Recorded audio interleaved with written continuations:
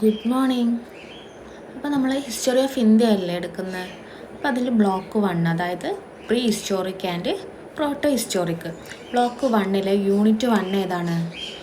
Early stone age settlements in India അല്ലേ. അപ്പോൾ നമ്മൾ അതിനെക്കുറിച്ചൊക്കെ പഠിച്ചു കഴിഞ്ഞതാണ്. അപ്പോൾ എക്സാമിന് വേണ്ടിയിട്ട് ഒരു റിവിഷൻ മെത്തേഡ് എന്നുള്ള രീതിയിൽ നമ്മളിങ്ങനെ എക്സാമിന് വരുന്ന ക്വസ്റ്റ്യൻസൊക്കെ ഇങ്ങനെ ഏതൊക്കെയാണ് ഇമ്പോർട്ടൻസ്, എന്തൊക്കെയാണ് എന്നുള്ളത് ഒരു കുറച്ച് കാര്യങ്ങൾ നമ്മളൊന്ന് ഡിസ്കസ് ചെയ്ത് പോവാം. അതായത് എക്സാമിൽ ക്വസ്റ്റ്യൻസ് വന്നിട്ടുണ്ടെങ്കിൽ നമ്മൾ എങ്ങനെ പെട്ടെന്ന് ക്യാച്ച് ചെയ്ത് എഴുതി എടുക്കുക എന്നുള്ളത് നമുക്കൊന്ന് നോക്കാം. ഓക്കെ, അപ്പോൾ എല്ലാവരും റെഡി ആണല്ലോ? അപ്പോൾ എല്ലാവരും ലേണിംഗ് മെറ്റീരിയൽ എടുക്കുക.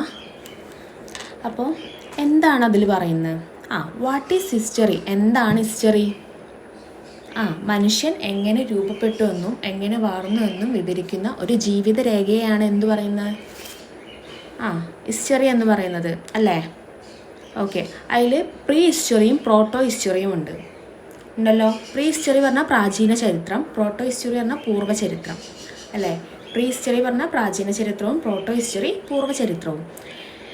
കൂടാതെ പ്രീ ഹിസ്റ്ററി എന്ന് പറഞ്ഞിട്ടുണ്ടെന്നുണ്ടെങ്കിൽ എന്തൊക്കെയാണെന്ന് നോക്കാം. അതിൽ കുറച്ച് പോയിൻറ്റ്സാണ് പറയുന്നത്. എഴുത്ത് കണ്ടതിന് മുമ്പുള്ള കാലഘട്ടത്തെ പ്രീ ഹിസ്റ്ററി എന്ന് പറയുന്നു. പുരാവസ്തുക്കൾ, ഉപകരണങ്ങൾ, ഗുഹാചിത്രങ്ങൾ ഇതൊക്കെ ഈ പ്രീ ഹിസ്റ്ററി കാലത്തായിരുന്നു.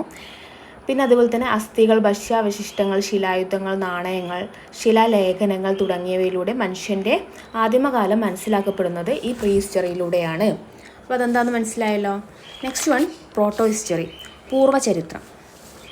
ഈ കാലത്ത് എഴുത്തുണ്ടായിരുന്നു, പക്ഷേ എഴുത്തുണ്ടായിരുന്നു എന്നതിനുള്ള രേഖകളൊന്നും ഈ കാലത്ത് കിട്ടിയിട്ടുണ്ടായിരുന്നില്ല.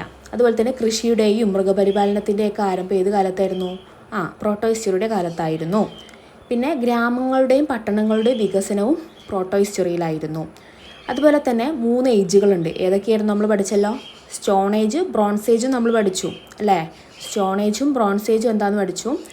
നെക്സ്റ്റ് വൺ ആണ് അയൺ ഏജ്. അപ്പോൾ ഈ 3 ഏജുകളും ഏത്? Stone age, bronze age, iron age proto ഹിസ്റ്ററിയിൽ ഉള്ളതാണ്. മനസ്സിലായല്ലോ.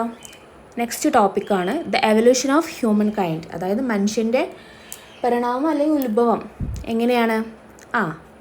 ഭൂമി ഉണ്ടായിട്ടുള്ളത് 4.5 ബില്യൺ വർഷം മുമ്പാണ്. 4.5 വർഷം മുമ്പാണ് ഭൂമി ഉണ്ടായിട്ടുള്ളത്. അപ്പോൾ ജീവികൾ 350 കോടി വർഷം മുമ്പാണ് ജീവികൾ ഉണ്ടായിട്ടുള്ളത്. ജീവികൾ നേരിട്ടുള്ള നാച്ചുറൽ ചേഞ്ചസിനെയാണ് എന്ത് പറയുന്നത്? എവല്യൂഷൻ എന്ന് പറയുന്നത്. ജീവികൾ നേരിട്ട നാച്ചുറൽ ചേഞ്ചസിനെ എവല്യൂഷൻ എന്ന് പറയുന്നു. പരിണാമ സിദ്ധാന്തത്തിൻ്റെ ഉപജ്ഞാതാവ് ആരാണ്? Charles Darwin. പരിണാമ സിദ്ധാന്തത്തിൻ്റെ ഉപജ്ഞാതാവ് ചാൾസ് ഡാർവിനാണ്. അനുയോജ്യമായ ജീവികളാണ് ഈ ഭൂമിയിൽ നിലനിൽക്കേണ്ടതെന്നാണ് ചാൾസ് ഡാർവിൻ്റെ ആശയം. അനുയോജ്യമായിട്ടുള്ള ജീവികളാണ് ഈ ഭൂമിയിൽ നിലനിൽക്കേണ്ടതെന്ന് പറഞ്ഞത് ആരാണ്? ചാൾസ് ഡാർവിനാണ് അല്ലേ. നെക്സ്റ്റ് ടോപ്പിക് ഏതാണ്? അതായത് early humans across the world, അതായത് മനുഷ്യൻ്റെ ഘട്ടങ്ങൾ എങ്ങനെയൊക്കെയാണെന്ന് നമുക്ക് നോക്കിയാലോ. ആദ്യം Australopithecus, Homo habilis, Homo erectus, Homo sapiens. ഇപ്പോൾ നമ്മൾ എത്തിപ്പെട്ടിരിക്കുന്നത് ഹോമോ സാപ്പിയൻസ് എന്ന വിഭാഗത്തിലാണ്. ആസ്ട്രോലോപിത്തക്കസ് ആണ്, ഹോമോ ഹാബിലിസ് ആണ്, ഹോമോ എറക്ടസ് ആണ്, ഹോമോ സാപ്പിയൻസ് ആണ്. ഹോമോ ഹാബിലിസ് എന്ന് പറഞ്ഞിട്ടുണ്ടെങ്കിൽ ഉപകരണങ്ങൾ ഉപയോഗിച്ചവരെ ഹോമോ ഹാബിലിസ് എന്ന് പറയുന്നു. ഹോമോ എറക്ടസ് എന്ന് പറഞ്ഞിട്ടുണ്ടെങ്കിൽ അവർ നേരെ നടക്കുന്നവരും തീ കണ്ടുപിടിച്ചവരും ചെറു സംഘങ്ങളായി തിരിഞ്ഞവരൊക്കെയായിരുന്നു ഹോമോ എറക്ടസിൽ പെട്ടവർ. ഹോമോ സാപ്പിയൻസിൽ സംസ്കാര വളർച്ച, സാമൂഹിക ഘടന, ഭാഷ, കല, വിശ്വാസം എന്നിവയ്ക്കൊക്കെ കൂടുതൽ ഊന്നൽ നൽകിയിരുന്നു. ആര്? ഹോമോ സാപ്പിയൻസ് അല്ലേ. അതേപോലെ തന്നെ early human remains in India. Early human remains in India ആണ് അടുത്ത ടോപ്പിക്ക്. അതിലെന്തൊക്കെയാണ്? ഇന്ത്യയിൽ ആദ്യമായ അവശിഷ്ടങ്ങൾ കണ്ടെത്തിയത് ആരുടേതാണ്? കുരങ്ങന്മാരുടേതാണ് നമ്മൾ പറഞ്ഞു അല്ലേ. കുരങ്ങന്മാരുടേതാണ് ഇന്ത്യയിൽ ആദ്യമായ അവശിഷ്ടങ്ങൾ കണ്ടെത്തിയിട്ടുള്ളത്. എവിടേക്കാണ് കണ്ടെത്തിയിട്ടുള്ളത്? ശിവാലിക് മലനിരകളിലും നർമ്മദ താഴ്വരയിലും. ശിവാലിക് മലനിരകളിൽ രാമപിത്തക്കസും നർമ്മദ താഴ്വരയിൽ ഹോമിഡ് സ്കള്ളും, അതായത് മനുഷ്യൻ്റെ തലയൊട്ടികളൊക്കെയാണ് നർമ്മദ താഴ്വരയിൽ നിന്ന് ലഭിച്ചിട്ടുള്ളത്. ഓടെ വില്ലുപുരം ജില്ലയിലെ തമിഴ്നാട്ടിൽ ബേബി സ്കള്ള്, മൈക്രോലിത്ത്, പാലിയോലിത്തിക് ഉപകരണങ്ങൾ എന്നിവയൊക്കെയാണ് ലഭിച്ചിട്ടുള്ളത്. മഹാരാഷ്ട്രയിൽ നിന്നും മധ്യപ്രദേശിൽ നിന്നും ഗുഹാചിത്രങ്ങൾ, അതായത് പൂനെ, ഭീംബേഡ്ക എന്നിവിടങ്ങളിൽ നിന്ന് ഗുഹാചിത്രങ്ങളാണ് കണ്ടെടുക്കപ്പെട്ടിട്ടുള്ളത്. നെക്സ്റ്റ് ടോപ്പിക്കാണ് early stone age in India. Early stone age in India പറഞ്ഞാൽ ഇന്ത്യയിലെ ശിലായുഗം അല്ലേ. ഓക്കെ, അപ്പോൾ അതിലെന്തൊക്കെയാണ് വരുന്നത് നോക്കിയാലോ.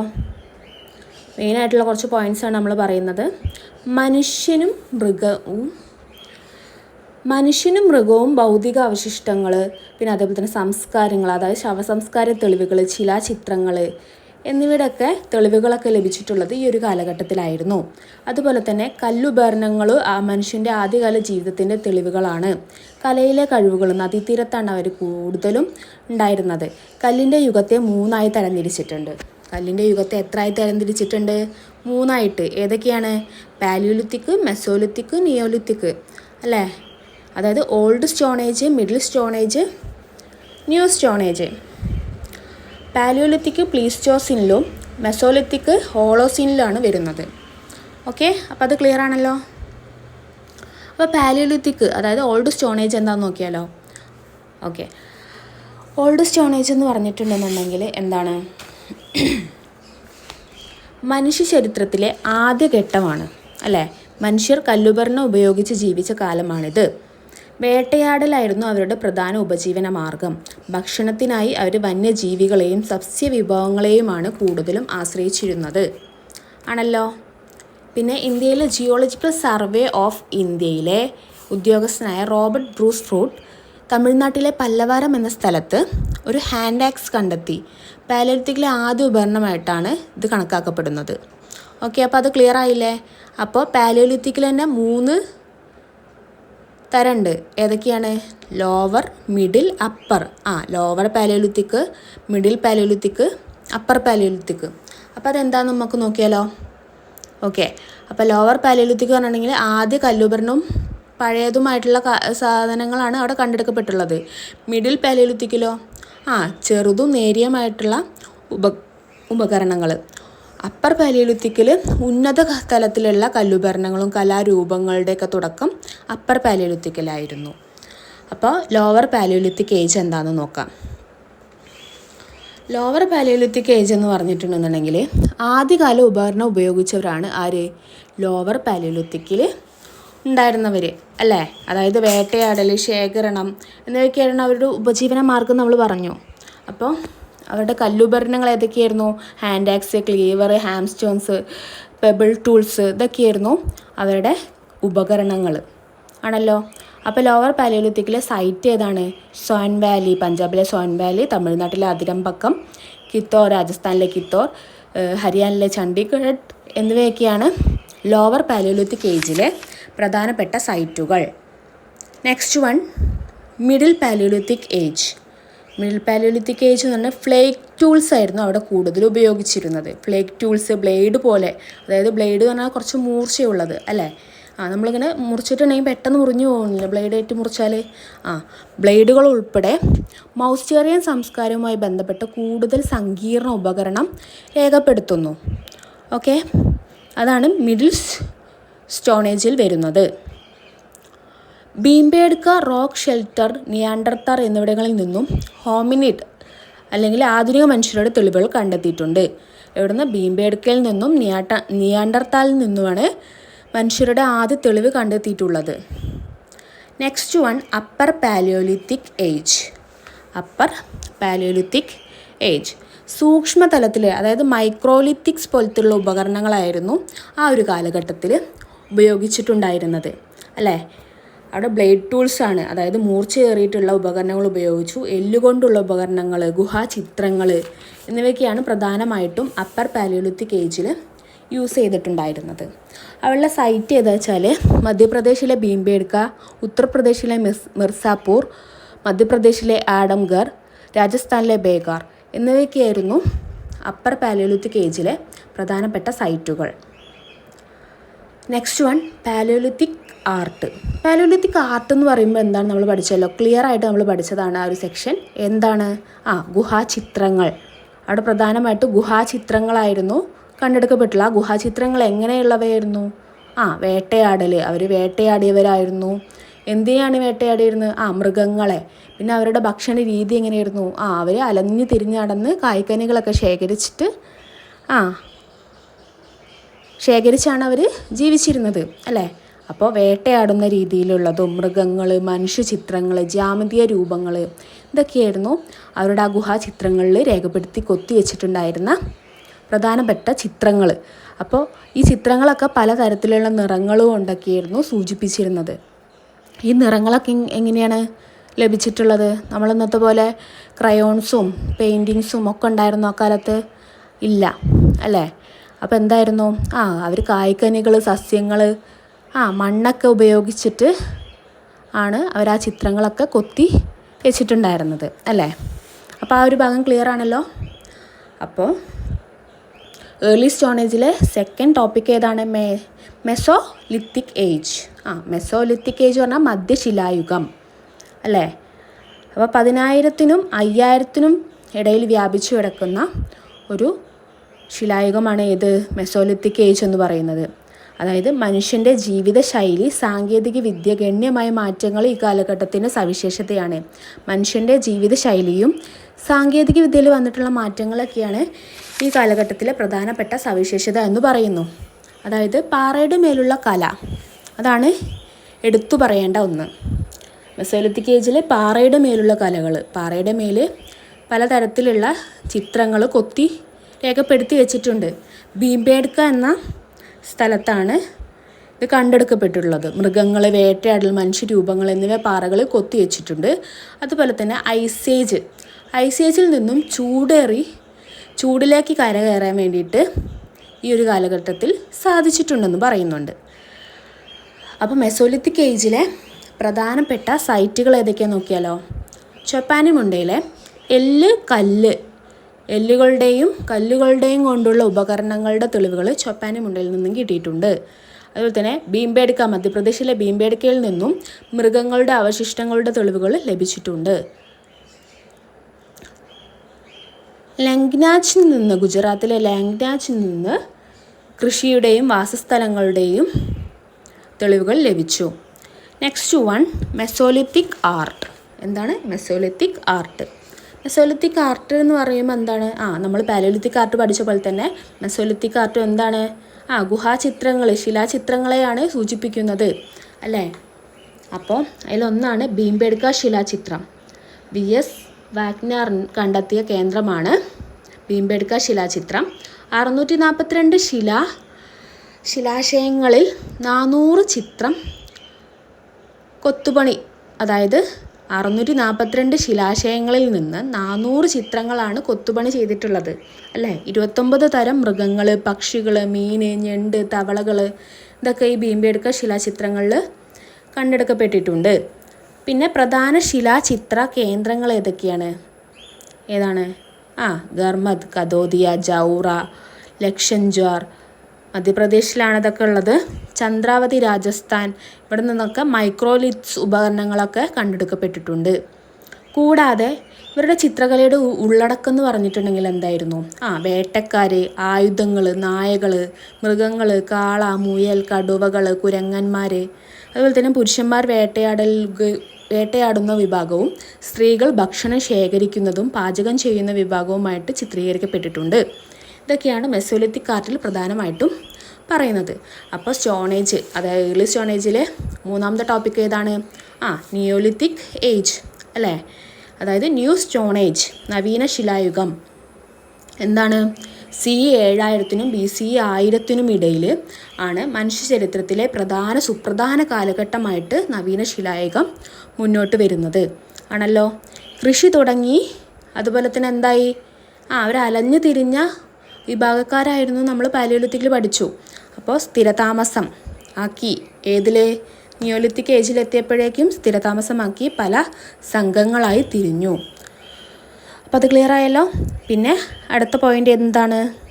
കൃഷി ആരംഭിച്ചതോടുകൂടി ഏത് തരത്തിലുള്ള കൃഷിയാണ് ആരംഭിച്ചത്? അരി, ഗോതമ്പ് എന്നിവയ്ക്കൊക്കെ കൂടുതൽ പ്രാധാന്യം നൽകി. പിന്നെ ഗ്രാമങ്ങളും നഗരങ്ങളൊക്കെ ഉയർന്നു വന്നത് ഏത് കാലഘട്ടത്തിലായിരുന്നു? നവീന ശിലായുഗത്തിലായിരുന്നു ഗ്രാമങ്ങളും നഗരങ്ങളൊക്കെ ഉയർന്നു വന്നിരുന്നത്. അപ്പോൾ ഇതിലെ പ്രധാന സൈറ്റ് ഏതാണ്? നവീന ശിലായുഗത്തിലെ പ്രധാന സൈറ്റ് ഏതാണ്? മെഹർഗഡ്, പാകിസ്ഥാനിലെ മെഹർഗഡ്, ബുർസാഹോം, കാശ്മീരിലെ ബുർസാഹോം, ചിറാന്ത്, ബീഹാറിലെ ചിറാന്ത്. ഇവിടെ നിന്നൊക്കെ എന്തൊക്കെ കിട്ടിയിട്ടുണ്ട്? പല സാധനങ്ങളും അവിടെ നിന്ന് ലഭിച്ചിട്ടുണ്ട് അല്ലേ? എന്തൊക്കെയാണ്? മൺപാത്ര നിർമ്മാണങ്ങൾ, അതുപോലെ തന്നെ മൃഗങ്ങളെ ഇണക്കി വളർത്തിയതിനുള്ള തെളിവുകൾ, അതുപോലെ തന്നെ സാമൂഹിക രൂപങ്ങൾ, സാംസ്കാരിക മാറ്റങ്ങൾ വന്നിട്ടുണ്ടെന്നുള്ളതിനുള്ള തെളിവുകൾ. ഇതൊക്കെ നിയോലിത്തിക് ഏജിൽ വന്ന സവിശേഷതകളാണ്. ഈ നിയോലിത്തിക് ഏജിൻ്റെ കൂടെ തന്നെ എന്തുണ്ടായിരുന്നു? ഒരു ടോപ്പിക്കാണ് എന്ത്? നിയോലിത്തിക് റെവല്യൂഷൻ അല്ലേ? നിയോലിത്തിക് റെവല്യൂഷൻ എന്ന് പറഞ്ഞിട്ടുണ്ടെങ്കിൽ എന്താണ്? നമ്മൾ പറഞ്ഞു കൃഷി ആരംഭിച്ചു അല്ലേ? പാലിയോലിത്തിക്കും മെസോലിത്തിക്കിനെ അപേക്ഷിച്ച് നോക്കുമ്പോൾ നിയോലിത്തിലേക്ക് എത്തിയപ്പോഴേക്കും ഒരുപാട് മാറ്റങ്ങൾ സംഭവിച്ചെന്ന് പറഞ്ഞു അല്ലേ? അപ്പോൾ എന്തൊക്കെ മാറ്റങ്ങളായിരുന്നു? കൃഷി ആരംഭിച്ചെന്ന് പറഞ്ഞു. കൃഷി ആരംഭിച്ചതോടുകൂടി എന്താണ്? വേട്ടയാടൽ ശേഖരണങ്ങളെല്ലാം മാറ്റി ഒരു സ്ഥിര താമസക്കാരായതോടുകൂടി അവർക്ക് പല ഉത്തരവാദിത്തങ്ങളും വന്നു തുടങ്ങി ആണല്ലോ. അപ്പോൾ നിയോലിത്തിക് റെവല്യൂഷൻ്റെ ഉപജ്ഞാതാവ് ആരാണ്? നമ്മൾ പഠിച്ചതല്ലേ? ആരാണ്? വി ഗോർഡൻ ചൈൽഡ് അല്ലേ? ആരാണ്? V Gordon Childe. അതെല്ലാ എക്സാമിനും ചോദിക്കുന്ന ഒരു ചോദ്യമാണ്. വൺ വേർഡായിട്ടും ചോദിക്കും. പിന്നെ നിയോലിത്തിക് റെവല്യൂഷൻ എന്താണെന്ന് ചോദിക്കും. അപ്പോൾ അതൊക്കെ എഴുതണം. പിന്നെ Neolithic culture in south India അത് നോക്കുന്നതിന് മുന്നേ നമ്മൾ ഈ സബ്സ്റ്റെയിൻസ് മൂഡ് ഓഫ് നിയോലിത്തിക് പീപ്പിൾസ് അതെന്തായിരുന്നു? നമ്മൾ പറഞ്ഞതല്ലേ? എന്ത്? മൃഗങ്ങളെ ഇണക്കി വളർത്തി അല്ലേ? മൺപാത്ര നിർമ്മാണം. മൺപാത്രങ്ങളൊക്കെ ഏത് കാലഘട്ടത്തിലാണ്? നവീന ശിലായുഗത്തിലാണ് മൺപാത്ര നിർമ്മാണം, നില ഉഴാൻ വേണ്ടിയിട്ടുള്ള ഉപകരണങ്ങൾ, മൃഗങ്ങളെ ഇണക്കി വളർത്തുന്നത്. പിന്നെ സംഘങ്ങളായി മാറിയതോടുകൂടി അവർക്ക് ഉത്തരവാദിത്തങ്ങൾ കൂടി അല്ലേ? സ്ത്രീകൾക്ക് ഇത്തരത്തിലുള്ള ജോലികളും പുരുഷന്മാർക്ക് ഇത്തരത്തിലുള്ള ജോലികളായിട്ട് അവർ വിഭജിച്ച് നൽകി ആണല്ലോ. പിന്നെ Neolithic settlements in India. Next topic എന്താണ്? നിയോലിത്തിക് സെറ്റിൽമെൻറ്റ്സ് ഇൻ ഇന്ത്യ എന്തൊക്കെയായിരുന്നു അത് നമ്മൾ കഴിഞ്ഞ ടോപ്പിക്കിൽ വിശദീകരിച്ചല്ലോ. ആ സംഭവം തന്നെയാണ്. അതായത് മൃഗങ്ങളെ ഇണക്കി വളർത്തിയോടുകൂടി അവരുടെ ഉപജീവന മാർഗം കൂടി ആണല്ലോ. എങ്ങനെ? ഇപ്പോൾ പശുവിനെ ആടിനെയൊക്കെ വളർത്തുമ്പോൾ പാലുൽപ്പന്നങ്ങൾ ലഭിച്ചു അല്ലേ? കച്ചവടങ്ങൾ സാധ്യമായി. എങ്ങനെ? കഴുത പോലുള്ള മൃഗങ്ങളെ ഇണക്കി വളർത്തിയതോടുകൂടി കച്ചവടം എളുപ്പത്തിലായി ആണല്ലോ. നെക്സ്റ്റ് ടോപ്പിക്കാണ് Neolithic culture in south India. ദക്ഷിണേന്ത്യയിലെ നവീന സംസ്കാരം. എന്താണ് ദക്ഷിണേന്ത്യയിലെ നവീന സംസ്കാരം എന്ന് പറഞ്ഞാൽ എന്താണ്? കുന്നുകളിലും നദീതീരത്തുമായിരുന്നു ഈ സംസ്കാരം പ്രധാനമായിട്ടും ഉടലെടുത്തത് ആണല്ലോ. അപ്പോൾ കല്ലുകൊണ്ടുള്ള ഉപകരണങ്ങൾ, ബ്ലേഡുകൾ, മണ്ണ് കൊണ്ടുള്ള മണ്ണിൽ ചുട്ട, അതായത് മണ്ണ് കൊണ്ടുള്ള തീയിൽ ചുട്ട മൃഗപ്രതിമകൾ, പിന്നെ കാളകൾ എന്നിവയുടെയൊക്കെ തെളിവുകളൊക്കെ ഈ നവീന സംസ്കാരത്തിൽ നിന്ന് ലഭിച്ചിട്ടുണ്ട് സൗത്ത് ഇന്ത്യയിൽ അല്ലേ. അപ്പോൾ ഇവരുടെ, അതായത് ദക്ഷിണേന്ത്യയിലെ നവീന സംസ്കാരം നടന്നു എന്നുള്ള സൈറ്റുകൾ ഏതൊക്കെയാണ്? കർണാടക, തമിഴ്നാട്, ആന്ധ്രാപ്രദേശ് ഇവയാണല്ലോ. അപ്പോൾ ഇന്നത്തെ ഈ ഒരു ഭാഗം എല്ലാവർക്കും മനസ്സിലായെന്ന് വിചാരിക്കുന്നുണ്ട്. അപ്പോൾ നമ്മളിന്ന് എന്തൊക്കെയാണ് ചർച്ച ചെയ്തിട്ടുള്ളത്? എന്താണ് ഹിസ്റ്ററി, പ്രോട്ടോ ഹിസ്റ്ററി എന്താണ്, പ്രീ ഹിസ്റ്ററി എന്താണ്, ഏർലി സ്റ്റോൺ ഏജസ് എത്ര സ്റ്റേജസ് ആണ്? 3 സ്റ്റേജസ് ആണ് അല്ല. ഏതൊക്കെയാണ്? Palaeolithic, Mesolithic, Neolithic. പാലിയോലിത്തിക്കിന് എത്ര ഫേസസ് ഉണ്ട്? 3 ഫേസസ് ഉണ്ട്. ഏതൊക്കെയാണ്? Lower paleolithic, upper paleolithic, middle paleolithic അല്ലേ. പിന്നെ പാലിയോലിത്തിക് ആർട്ട് എന്താണെന്ന് പഠിച്ചു, മെസോലിത്തിക് ഏജ് എന്താണെന്ന് പഠിച്ചു, മെസോലിത്തിക് ആർട്ട് എന്താണെന്ന് പഠിച്ചു, നിയോലിത്തിക് എന്താണെന്ന് പഠിച്ചു അല്ലേ ആണല്ലോ. നിയോലിത്തിക് റെവല്യൂഷൻ എന്താണെന്ന് പഠിച്ചു. ഇതൊക്കെ നമ്മളൊന്ന് പഠിച്ചു. അപ്പോൾ ഈ ഒരു ഭാഗം എല്ലാവർക്കും ക്ലിയർ ആയെന്ന് വിചാരിക്കുന്നു. അപ്പോൾ എക്സാമിന് വരുമ്പോൾ ഈ ഭാഗത്തുനിന്ന് എല്ലാ ക്വസ്റ്റ്യൻസും അറ്റൻഡ് ചെയ്യണം. അപ്പോൾ ഈ ലേണിംഗ് മെറ്റീരിയലിൻ്റെ ബാക്കിൽ കുറച്ച് ഒബ്ജക്റ്റീവ് ടൈപ്പ് ക്വസ്റ്റ്യൻസ് തന്നിട്ടുണ്ട്. അതപ്പോൾ എല്ലാവരും ഒന്ന് ചെയ്ത് നോക്കുക. അതിൻ്റെ അടിയിൽ തന്നെ ആൻസേഴ്സ് ഉണ്ട്. അപ്പോൾ ഈ ഒബ്ജക്റ്റീവ് ടൈപ്പ് ക്വസ്റ്റ്യൻസ് നിങ്ങൾ പഠിച്ചു പോയിട്ടുണ്ടെന്നുണ്ടെങ്കിൽ നിങ്ങൾക്ക് ആ മാർക്ക് സ്കോർ ചെയ്യാൻ പറ്റും. അപ്പോൾ ഇന്നത്തെ ക്ലാസ് ഇവിടെ വൈൻഡപ്പ് ചെയ്യാൻ പോവുകയാണ്. അപ്പോൾ എന്തെങ്കിലും ഡൗട്ട് ഉണ്ടെന്നുണ്ടെങ്കിൽ ചോദിക്കുക. നമുക്ക് നെക്സ്റ്റ് ക്ലാസ് വരുമ്പോൾ ക്ലിയർ ചെയ്ത് പോവാം. ഓക്കെ, അപ്പം നിർത്തല്ലേ ഇന്നത്തെ ക്ലാസ്. Okay, thank you.